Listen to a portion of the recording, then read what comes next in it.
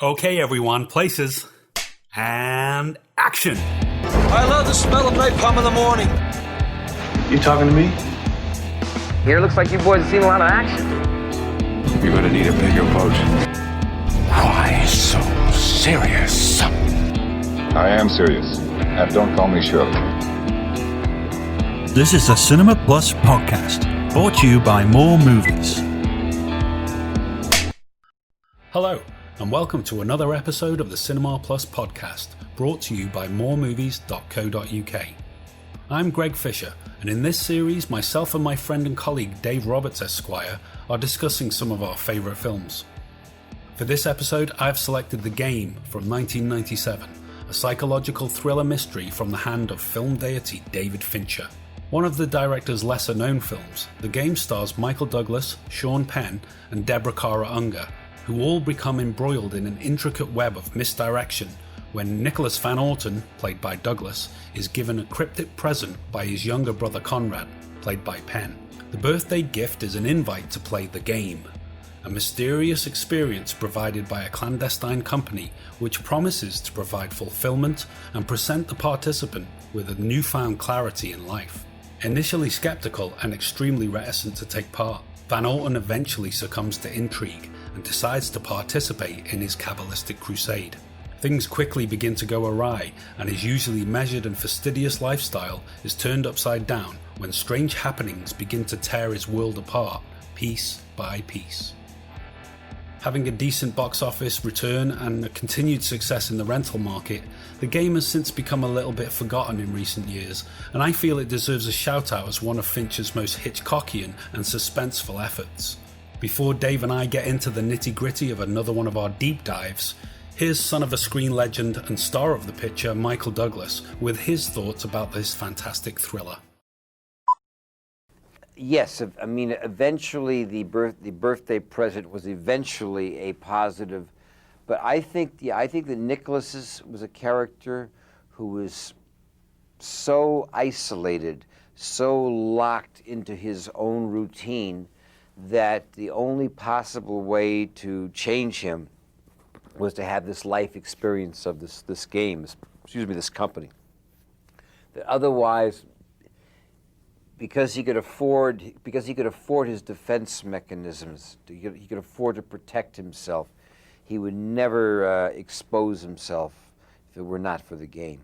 That's I'm really happy because that was my big worry, of course, is to tell a story about a rich man who is rude and is insensitive, and how are you going to care about him? And then hopefully you show through a movie, say, well, wait a minute, he's just like me, he's another person. I guess I just have an ability to gain sympathy from audiences. The first time I was aware of it was Fatal Attraction. In Fatal Attraction, I played an adulterer. I commit adultery on my wife, and yet we were all surprised how quickly the audience forgave me in the movie. And I like to think maybe it is because I hopefully try to achieve a good sense of honesty. Okay, Dave, the Game. What do you reckon? Wow. Just wow. I think, you'd recommended this film to me, and as I say, I watched it and was just blown away. I can't believe that I've missed this film all these years, that it's one that's completely slipped me by, and it is totally brilliant, and it's now in my top favourites list for sure. It's exactly the kind of film I enjoy. Just superb. Well, yeah, I was hoping you were going to enjoy it. Obviously, I'd give you the Hitchcock/Nolan pitch, saying it reminded me of both of those directors in some ways. I find that seems to be the case with it. A lot of people haven't heard of it, they missed it. I don't know why that is, but it just seems to be, everybody else knows all of Fincher's stuff, even like Panic Room or something like that. Zodiac has got a lot of kudos these days. Obviously the classics like Fight Club and Seven, but The Game never gets a mention. But I remember watching it probably on rental when it came round, and I was blown away by it as well. It just really is full of surprises. Yeah, it is. It's very surprising because, of course, I've pretty much seen all of Fincher's catalogue, and he is so well known and so well respected, and I love the rest of his films, and so it is just one of those odd films that disappeared, but it is an immaculate piece, really. It's so tightly plotted, so well written. I think excellent performances from Michael Douglas and Sean Penn and everyone else that's in it, and I couldn't take my eyes off the screen. It really was a film where I was glued to it, going, what's happening next? Yeah. Where's this going? And however much you try and guess where it's going to go, because you know that this is a film that is packed with twists and turns, and it's deliberately sending you off the scent, you couldn't get a grip of exactly where it was going to go until perhaps the very last minute, where you slightly pick up where it's going to end, but totally gripping from start to finish. I mean, when I first saw it, I really got suckered into it, thinking, oh, this company, this CRS, is actually not what they purport to be. They are a shady operation that are basically trying to rip him off, because I thought he's the perfect guy who you want to rip off, because he's a billionaire, he's a rich fat cat, so he's a great target in that sense. But not only did they want to take him to the cleaners in terms of financials, but they also want to take him apart piece by piece psychologically. So, I was guessing things like, oh, has his brother got some sort of vengeance with him? And right up to the very end, I was bought into it, I was sold on it. And that, for me, is what made the ending such a pleasant surprise. Yeah, I think about 2/3 of the way through, that's where I was sitting. It changed from a kind of, this is a crazy game, into a, oh, these are con artists, this is what it is, this is the twist, and everyone, including the guys at the bar at the beginning, are in on it, but I was thinking more that, like they were alluding to, his brother had been blackmailed, and these guys were after him, and of course they're out to ruin him, not only empty his bank accounts, but they're here to destroy this man for some kind of personal vendetta of some kind. Yeah. I think the moment I started to go, no, this is a game like it was originally planned, was when he walked into the room and all the actors were there. And that's when my mind started going, in a sec, it is a game. And he doesn't realise. But then I really didn't know where it was going to go from there, because at that point it was like, there's only 10 minutes of this film left. What's going to happen? Yeah. And it really got crazy. And it was one of those things throughout the film that the stakes kept on getting higher, and the pressure kept on ratcheting up and up and up, and you could feel it, but it kept you glued to the film. You were like, oh wow, where's this going to go? So yeah, incredible. The pace of it was relentless, really. Although it starts in a kind of slow tempo, kind of, this is a guy in an office kind of thing. Kind of the moment it gets going, which doesn't take long, it doesn't stop. It's a very relentless film. It's like you said, it gets ratcheted up, and the pace gets ratcheted up as well as the pressure, and it's brilliant because he's such a cold character, such a cool customer. Michael Douglas's character, Nicholas Van Orton, he's so reserved and measured, and he has a very scheduled life, and a very lonely life. And once the game starts to kick in, when he returns home that night and there's the clown dummy is left in the very spot where his father has jumped off the bloody building years before, straight away it's quite spooky, and you think, God, that is quite... nobody likes clowns in terms of, being quite spooky and stuff like that. So straight away you've got this kind of sinister element that's entering the house. The TV talking to him is good fun. It shows the power of these people. They're almost omnipotent power to control what's coming through the TV, and that whole, you think it's impossible that there's a camera got into your house, and then the realization that he's brought it in with him. It's in the clown. The camera's in the clown's It's like eyes. You've invited this intruder, yeah. So he's almost participating in his own destruction without knowing it. But straight away, he's unnerved, and he doesn't know what to expect. I mean, that's the other great thing about it. At the start, when he's trying to find out what the game is, everybody that we find out later, of course, like you just said, they're all actors. But the guys in the club and all these people are talking about the game, and he just can't find out what it is, because he wants to be sure of it. He wants to know what it is before he gets into it, and everyone's being really cryptic and really shrouding it in this kind of mysterious lore. And as I said in the intro, his intrigue gets the better of him, and he has to go in. Curiosity killed the cat, right? Well, it's interesting because when the kind of lore of the game, it's an interesting kind of analysis on kind of the human psyche. Really, it is that exact thing of the more something is intriguing, the more something is you don't know about that. It's really good. The more you get pushed into deep down into the well of it, and that's what's so intriguing.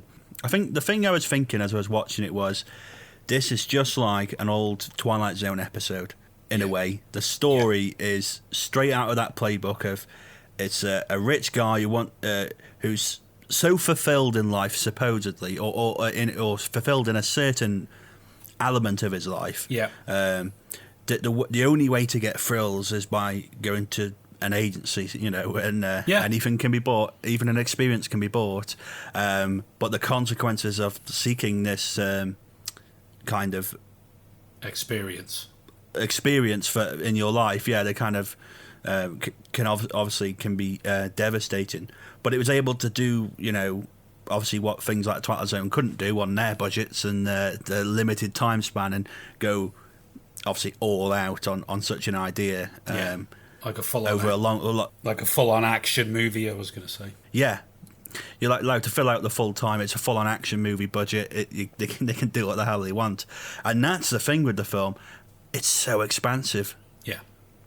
I was just absolutely gobsmacked that the film was everywhere. Mm-hmm. It really didn't stop in terms of set pieces. It was here, there, and everywhere. Yeah, one hotel to another. Yeah, it's just a new location every 5 minutes. It was like, geez, these guys didn't stop. Well, it's interesting what you say about buying an experience, because that goes back to what you were talking about in our last episode when we were discussing Exam, about this idea of escape rooms.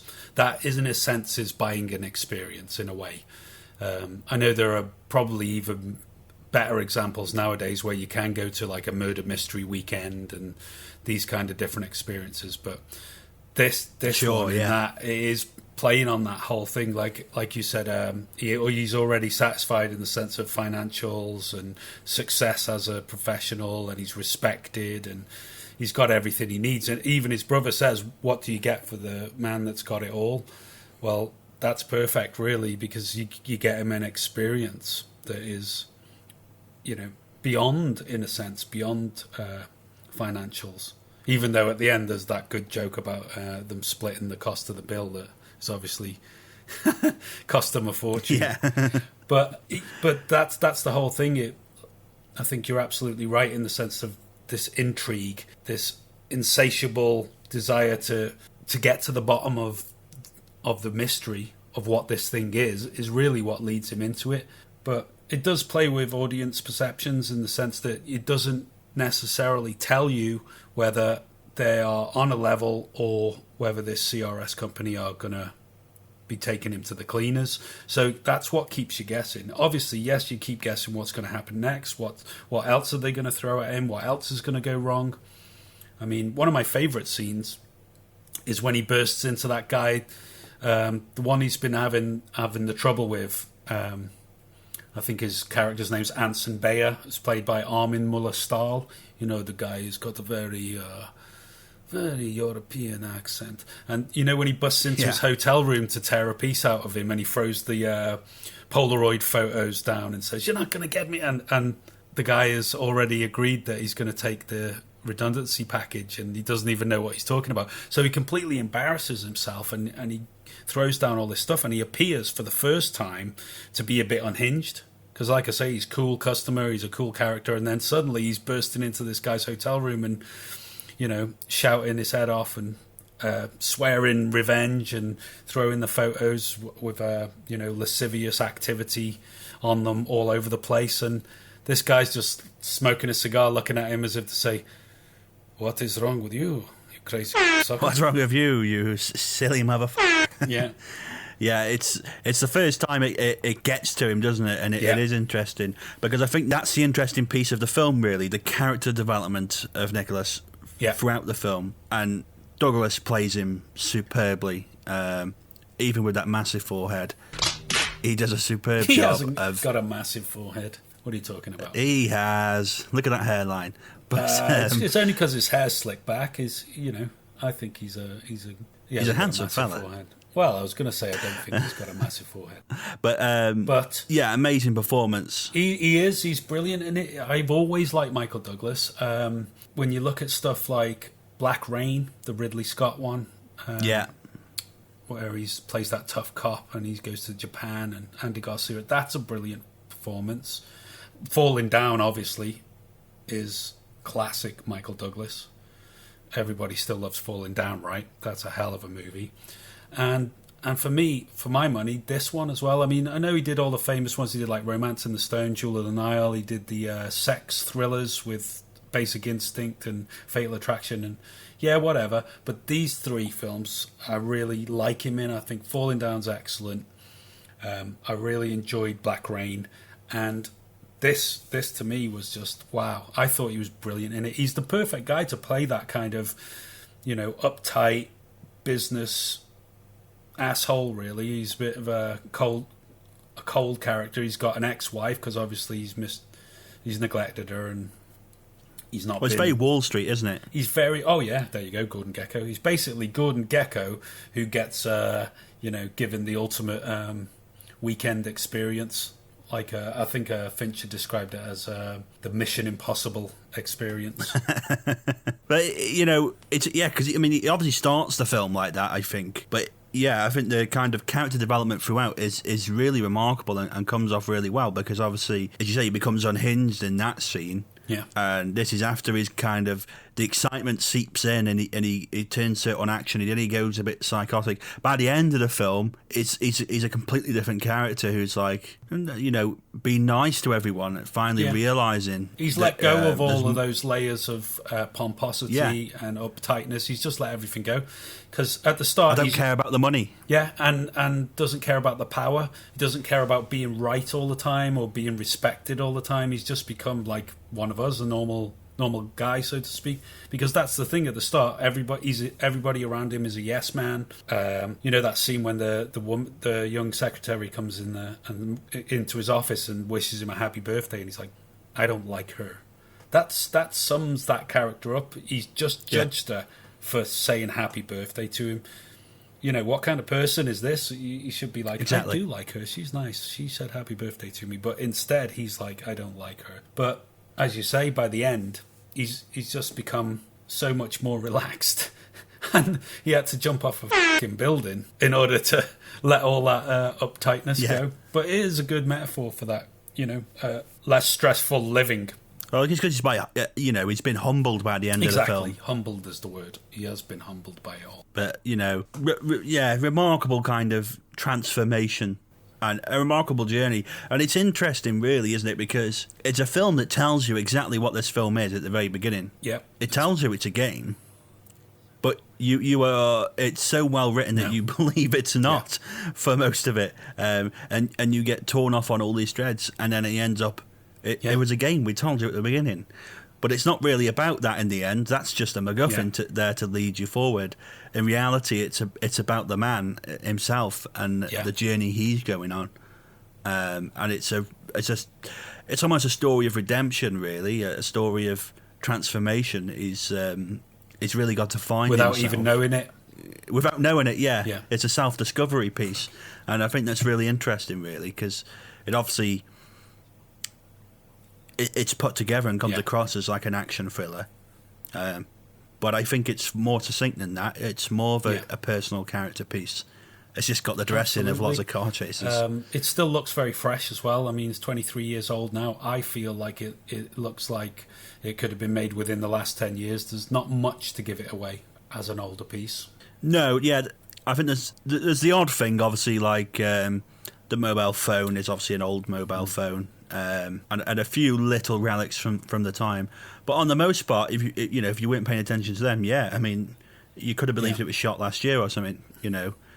There's nothing to really stand out. I don't feel like any of the styles in it are particularly dated. The cars are still, of a certain era that hasn't gone away yet. Like, he's got a BMW and it still looks really fresh, I thought, anyway. Yeah, all that stuff, the part of the suits, all still quite modern. It must have been at the time quite, on the pulse in that sense that 23 years later it still looks rather fresh. Like if we'd watched something in 1990 that was made in 1967, you'd be able to tell, the haircuts, the suits, the straight away, of the film stock and things like that. But this film I feel has aged particularly well.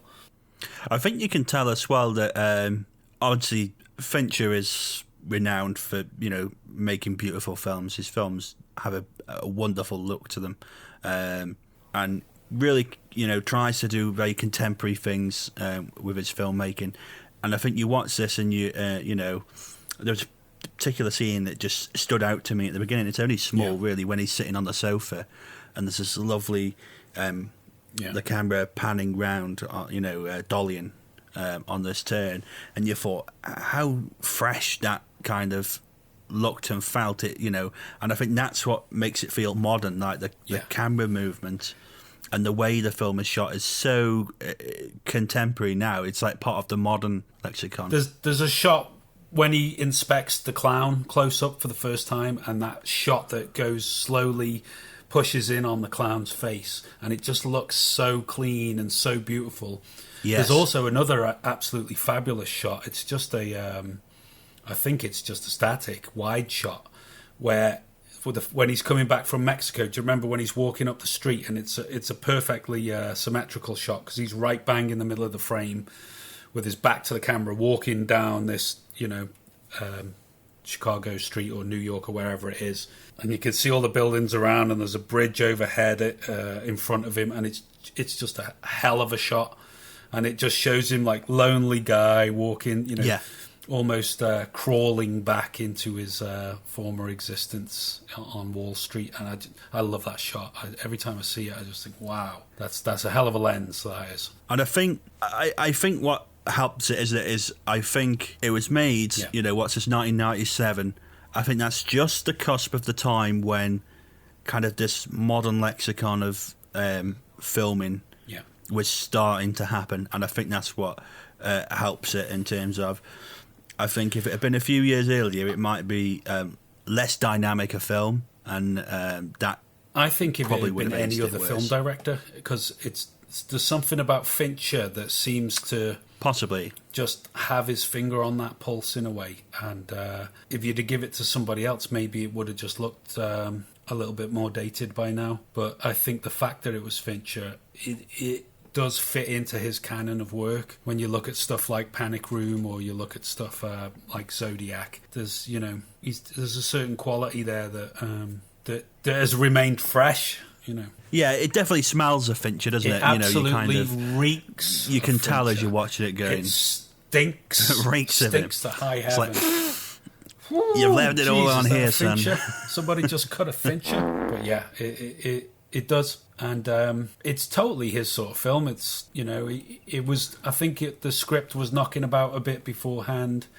One of the guys who produced it was originally going to direct it, and then you know what it's like, these things get tossed around, and eventually Fincher decided he liked it, wanted to make a few tweaks, but he was going to make it, and they were going to do it. But then when Brad Pitt signed on to do Seven, that got priority, and they did Seven first, and then he came back and did The Game. But he was originally planning to do that before Seven. I mean, some people said it didn't do that well at the box office because it had a huge, like, $100 million budget, and it only probably made $30 million. But I think, that's a success. They made enough money back on it.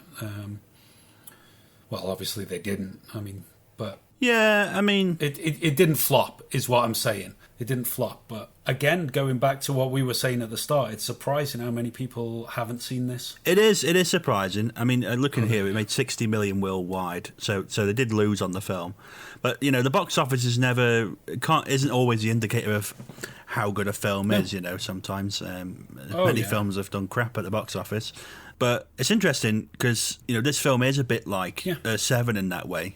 So made just after Seven, so you can see the kind of intertwining of the kind of what he would have been in the mindset of. Because again, this is another kind of dark thriller with no, it's obviously to not be as dark honest, as Seven, which is very dark. For David Fincher, it's quite a lot lighter than his usual level of darkness, so to speak. But just the fact that he was the director on it, I think it elevated the darkness of the game to an appropriate level. Yeah. So even though it's less dark than in the films he usually makes, it's certainly darker than it would have been. Unless you'd give it to some psychopath like Cronenberg or Lars von Trier, of course, who would have completely changed it, and Nicholas Van Orton would have ended up killing everyone and jumping off the building and killing himself. Yeah. To shoot the shit out of everyone, yeah. Plummets into his death. But, I mean...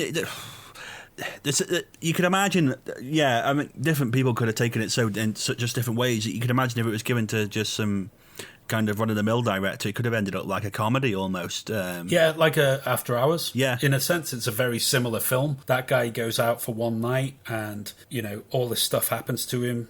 He doesn't want it to, but it happens to him, and he has a crazy adventure, and then the next morning he's all the wiser for it, and he's back where he started. And we talked about that in our very first podcast episode. So if you want to go back and check that episode out and see what we thought of Martin Scorsese's After Hours, it's there. But it's a similar film in that sense. It doesn't take place over one night, but it's very much a night film as well. There's a lot of things that happen under the shadow of darkness.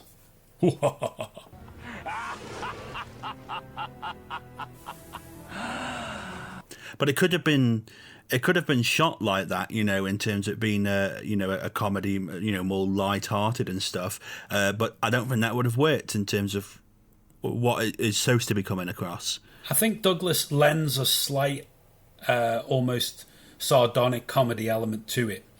He's got this sort of sense of... He plays it perfectly, really. He plays it note perfect that...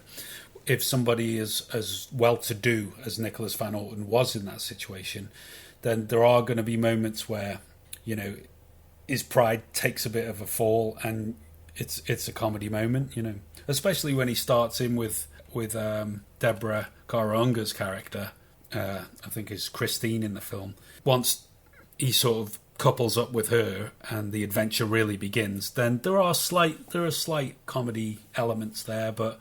Like you said, it would be wrong to go down that route, considering the tone of the piece. But yeah, I could imagine that like a comedy of errors. But like I say, that would be for me. That would be After Hours.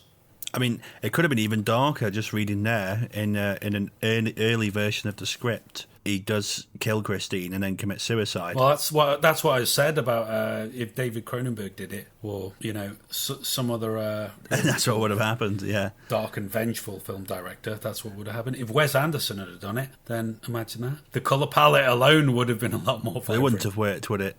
It's a really nice, engrossing film because. It almost feels a bit like a murder mystery. Yeah, but nobody gets murdered. But it's not a murder, exactly.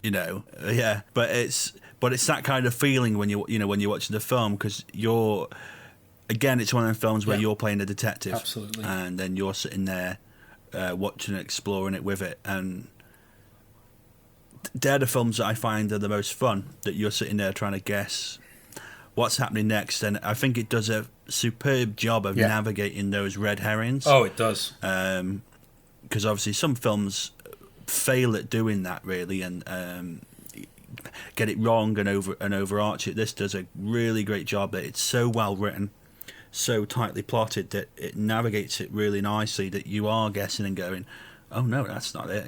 It's going in this direction now." And keeps on weaving throughout. Well, that's what we were discussing last time with Exam. All of these little clues are there in a sense to lead you to the next clue and to keep you guessing. and sometimes to misdirect. But this film, it does seem to have a real mastery of being able to, do the old sleight of hand misdirection, and when you think it's going to zig, it zags. But that's why I was really quite excited when you said you hadn't seen it, because I thought, for my money, knowing you, this is right up your street, this kind of film, because of those reasons. And like I say, if it had been made in the 60s, Alfred Hitchcock would have done it, and it would have been fantastic. Imagine this with James Stewart as Nicholas Van Orton. Yes. That whole Hitchcock treatment. It would have been great then. He could have done this. Oh, it would have been superb. It would have been a real thriller. It's interesting, isn't it? Because, I mean, when you first said, have you seen The Game, I just thought you were referring to Triple H. From the wrestling, to be honest. But well, you would. I would, of course. But Time to play the game!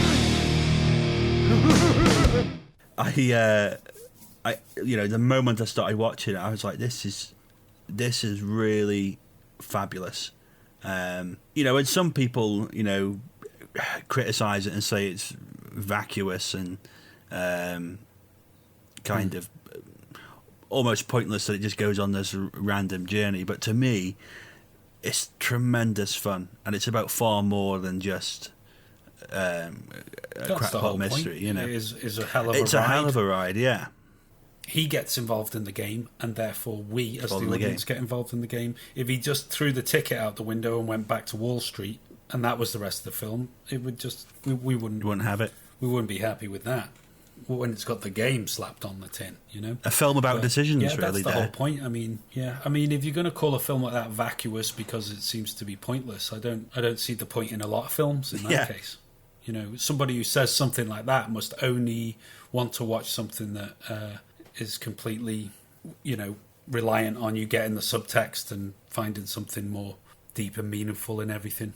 I mean, I think Fincher said it serves as a comment on films themselves and how they do feed us these little bits of information and all these clues. For this in particular, in terms of the fact that we usually rely on films that what they show and tell us that we can take as gospel. That's what's going to happen. That's this. Whereas this film, it turns that on its head. Yeah, it shows us this, that, and the other. But really, we find out that's even down to the point where he's in that apartment with her.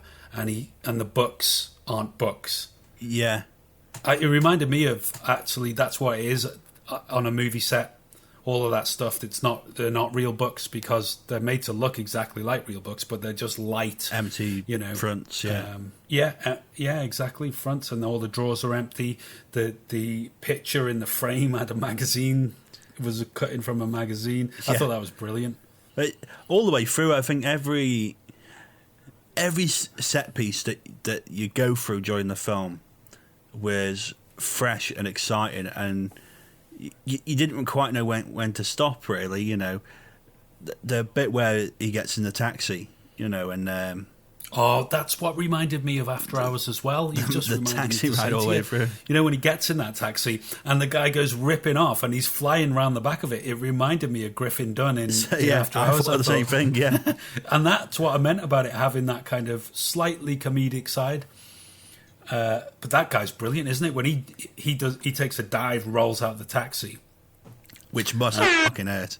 Oh, it looked like it must have hurt, yeah, because he rolls over. It's like great stunt work there. He got a real guy to do that. Fantastic stunt work. But then the whole car just rushes off the edge of the pier into the harbour there, and it's just like, wow, that you would. I think that's the point. And where... that crank that he's found earlier. He's found this mysterious item, which is a crank, and you think it's like an escape room like that. It's like, oh, you're going to need that, but by the time he needs it, you forgot that he even got that item.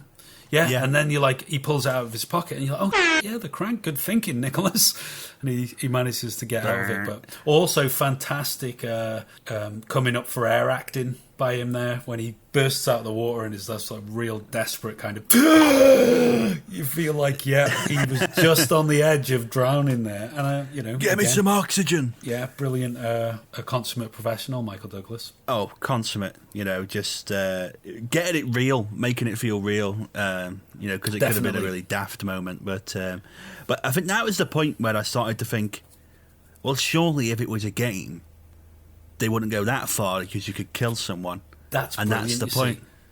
Because the only thing you could put that down to is saying that when he does that whole day of tests, obviously he's doing the cognitive tests and multiple choice, but he's also doing a physical. So you could say really that was so fastidious to make sure he could survive something like that. But yes, absolutely, it makes you guess. It makes you think that they are actually trying to kill him. Because if this was a game, they wouldn't do that. Go that far. It's far too dangerous. Well, they put their insurance premiums through the roof. Yeah, have to put the prices up. But no, I think that's it. Helps to keep you guessing. All the way through, it's kind of like how far is it going to go? And it's like when they escape and go to that old house with Christine, and she's pretending to be on his side, but she's actually an actress. And she gives him the drink and the old log cabin, and then she gives him the old log cabin, and he wakes up in Mexico. In Mexico, now, but before that, the fact that blower, isn't it? But before that happens, yeah. Just to mention that, as he checks his bank accounts, oh my God, they've been emptied. Yeah. At that point, you're thinking, God, these guys are f***ers. They are con men. No, she's an actress. She's part of it.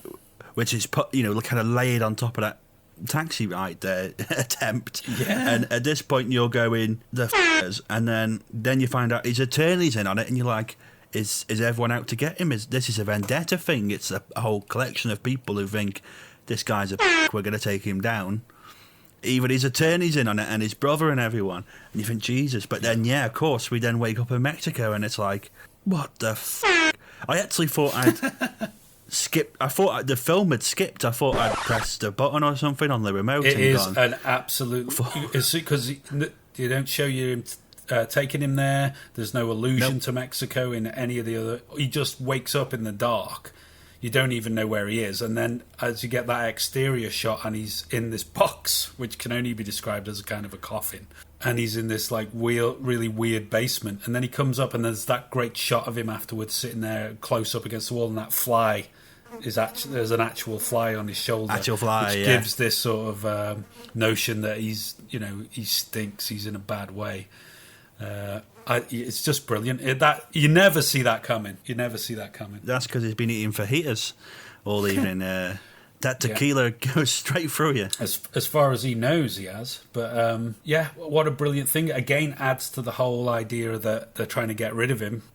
As one failed murder attempt in the taxi. Right, let's just do away with him and put him down in Mexico. I suppose, thinking about it, if they wanted to have killed him then, they could have just killed him and buried him, but they didn't. He just drugged him and woke him up there. It's part of his trial. It's part of his journey. It's part of this learning process that, For a very brief second, I didn't actually know where he was when he was first there and he was walking.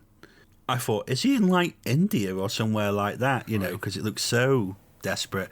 And then I clicked, oh, it's Mexico. Because it's not going to fly him all the way over there.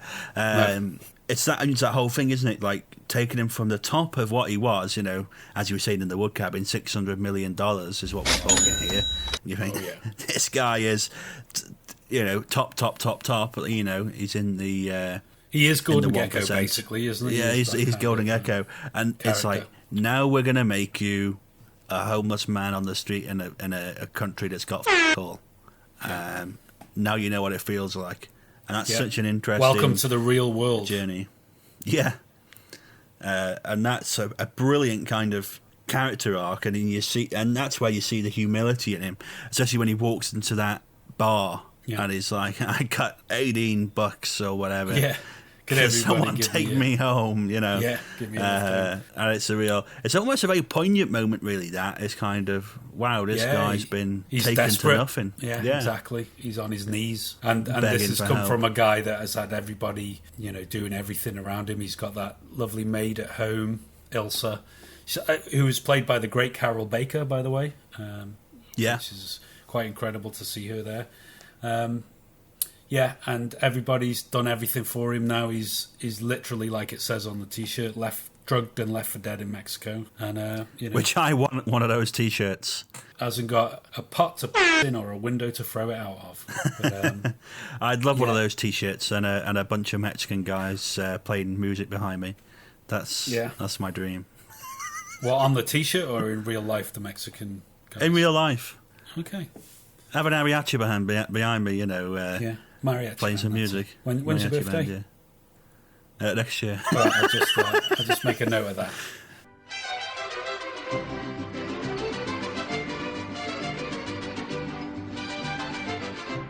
Anyway, as we always do with these things, we need to get to that point where we give it a mark on 10, dear David. I've got an 8 on this one.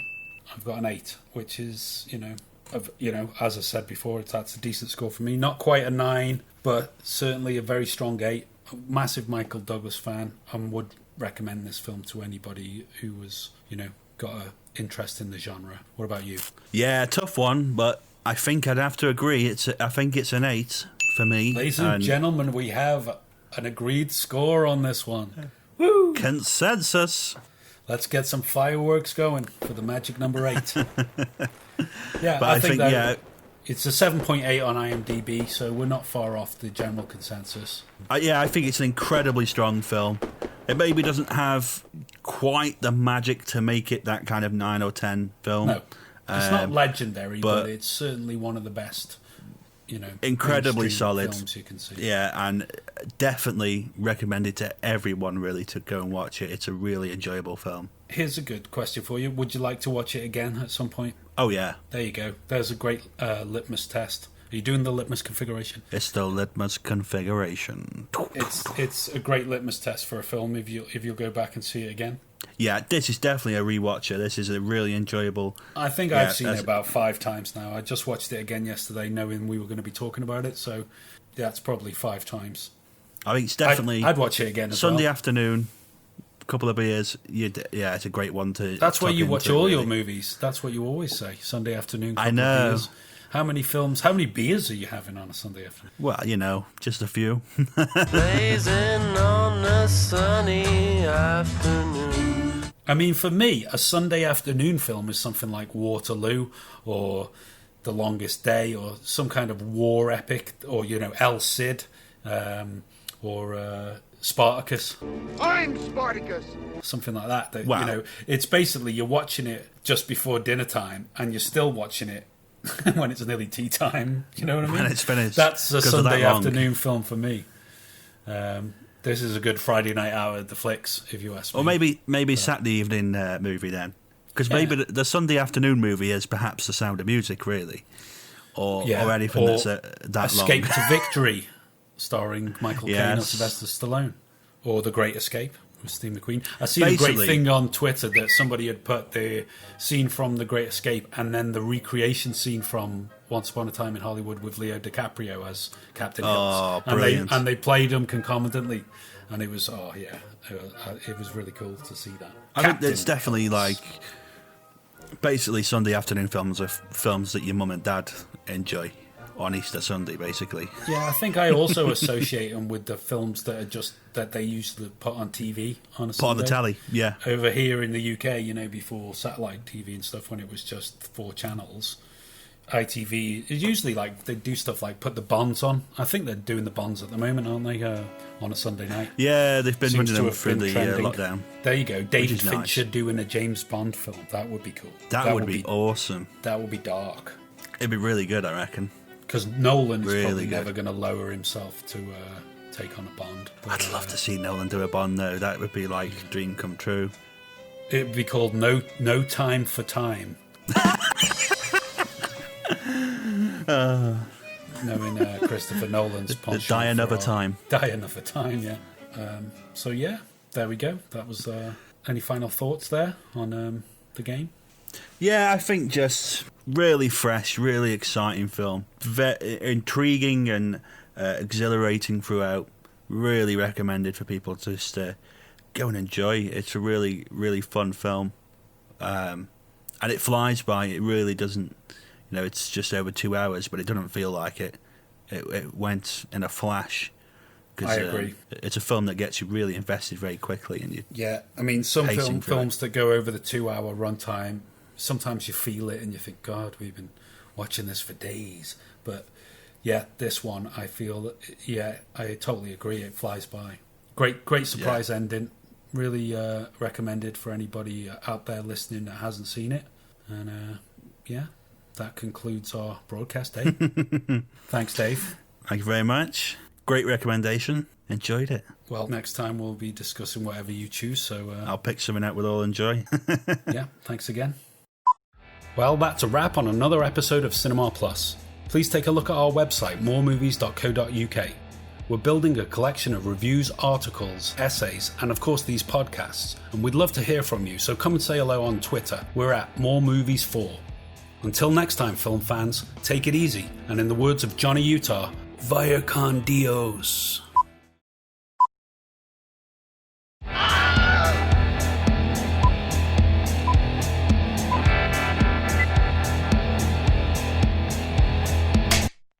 That's a wrap, ladies and gentlemen.